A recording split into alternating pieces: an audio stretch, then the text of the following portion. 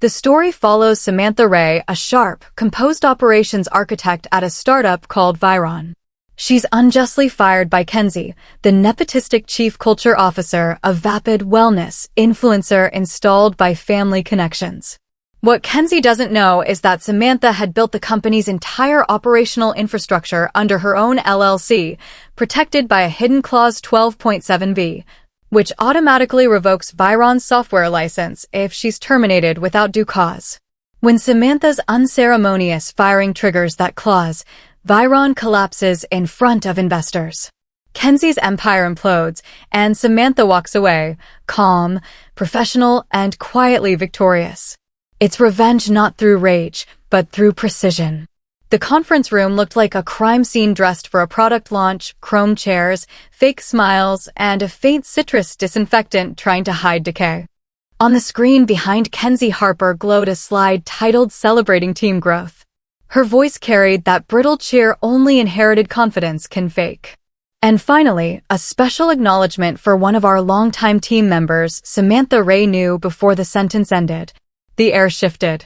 The interns stopped blinking. Kenzie smiled. We're saying goodbye to Samantha today as we realign our culture to our evolving vision. The words goodbye and culture hit the same way, sterile, sharp, rehearsed. Samantha's jaw didn't move. Not yet. She'd learned long ago that silence makes people panic faster than shouting ever could. The applause was awkward, hesitant.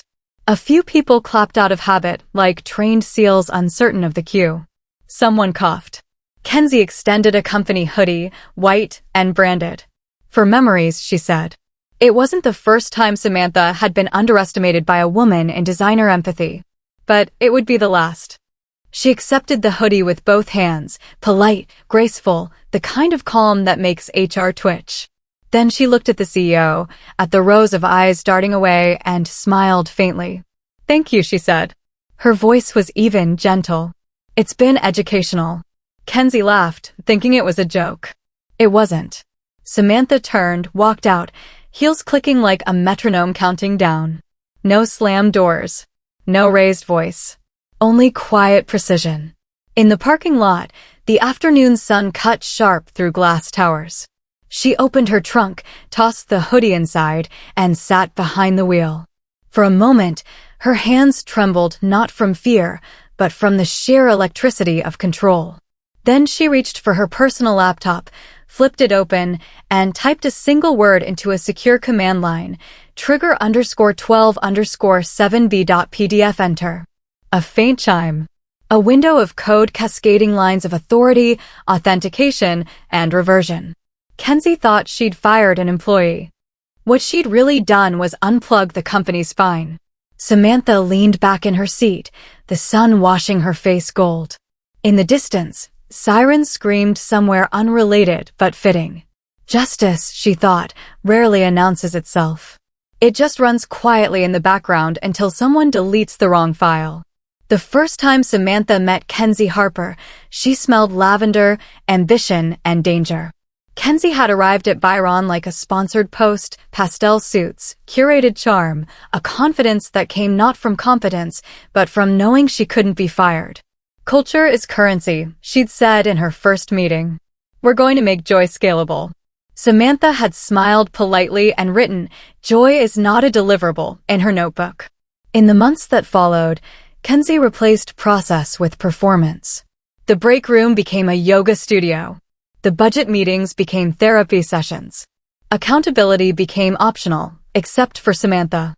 She'd spent years building Viron's operational backbone, a web of code and systems held together by logic and sweat. To Kenzie, it was just legacy noise. But Samantha noticed things. The missing invoices. The personal Venmos. The quiet rerouting of bonus funds. Every red flag went into a private folder marked clauses. Every anomaly timestamped, archived, encrypted. She didn't gossip. She documented. Kenzie called her rigid. The CEO called her old school. Samantha called it insurance.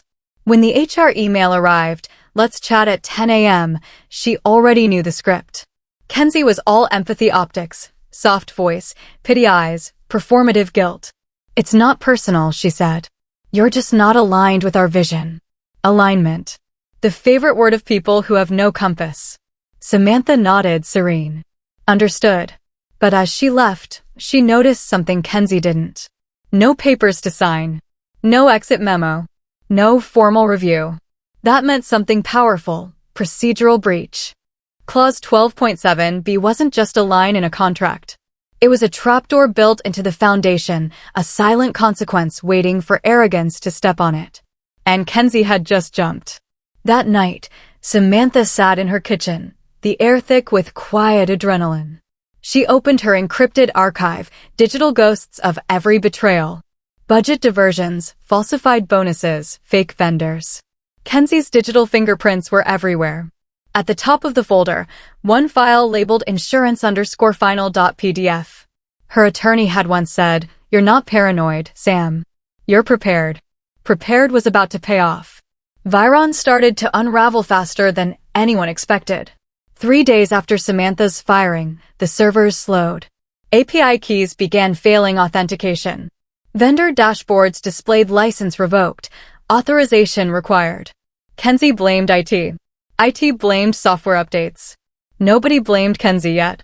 By week's end, internal Slack channels buzzed with panic. Projects froze mid-sprint. Clients reported access errors. The CFO's assistant accidentally sent an all-company email titled urgent. Back-end ownership question? Kenzie responded with a motivational quote, "We rise through disruption." Samantha saw it too. She still had read-only access to public-facing dashboards. Watching Viron stumble was like watching a domino run she'd built for months finally collapse in rhythm. The clause hadn't destroyed the company, it had simply reminded them who built their bones. One evening, as rain drummed against her apartment window, her phone rang. Unknown number. "Ms. Ray? This is Alan Brewster, external counsel for Viron. We're having some licensing irregularities. Would you informally be open to consulting?" Samantha sipped her tea. Informally. Yes, of course. Nothing official. She let the silence hum long enough to make him swallow audibly. "No, Alan," she said softly. "Not informally. Not ever." Click. When she hung up, she smiled not out of cruelty, but closure. Kenzie had wanted to erase her. Instead, she'd turned her name into a line of code no one could delete. The boardroom shimmered with tension. Viron's Series B pitch with Monolith Capital was supposed to be a coronation. Now, it felt like a funeral with catered coffee.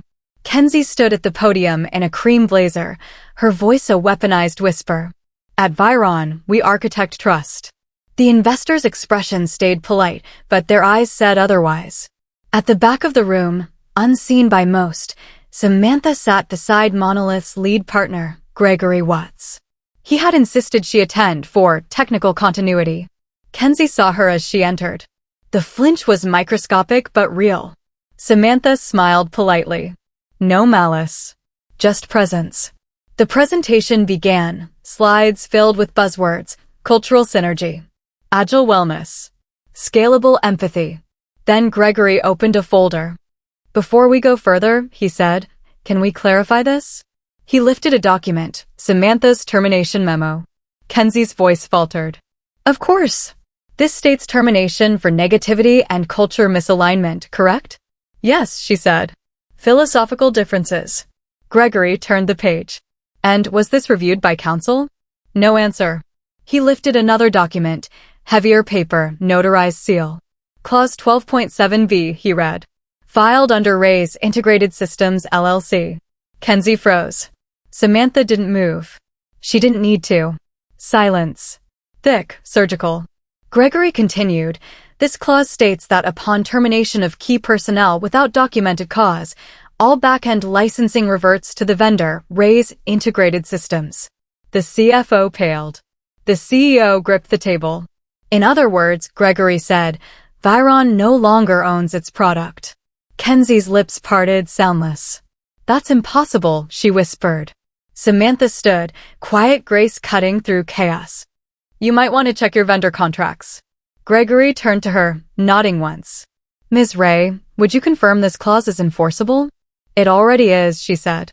The room fractured, voices overlapping, panic rising. The CEO sputtered about oversight. Legal scrambled through printouts. Kenzie whispered, "You can't do this." Samantha met her eyes. "I didn't do anything." "You did." Kenzie's face drained of color. The investors packed their folders. Gregory's voice carried finality. Viron is non-operational as of this moment. Kenzie's empire had collapsed, not with shouting, but with silence, paperwork, and precision. Outside, the hallway was cold and bright, a corridor of glass and ghosts. Samantha walked calmly, the company hoodie folded in her arms. At the trash can near the exit, she paused. Looked at the embroidered logo one last time. Dropped it in. No triumph. No smile. Just peace. Her phone buzzed, new email. "Let's talk acquisition." "Your terms." She exhaled, steady. Freedom tasted like fresh air and closure. As the elevator doors closed, her reflection stared back, composed, whole, unbroken. They'd called her rigid, difficult, negative. But she hadn't been any of those things. She'd been the backbone, the part they didn't see until it was gone. Outside, sunlight hit the pavement in clean lines. The world went on, emails sent, deals signed, power shifted. Samantha adjusted her bag on her shoulder. Somewhere behind her, alarms of panic were still going off. But her silence was louder. She wasn't walking away from destruction. She was walking toward ownership. And that, she thought, is what justice looks like when it's written in code.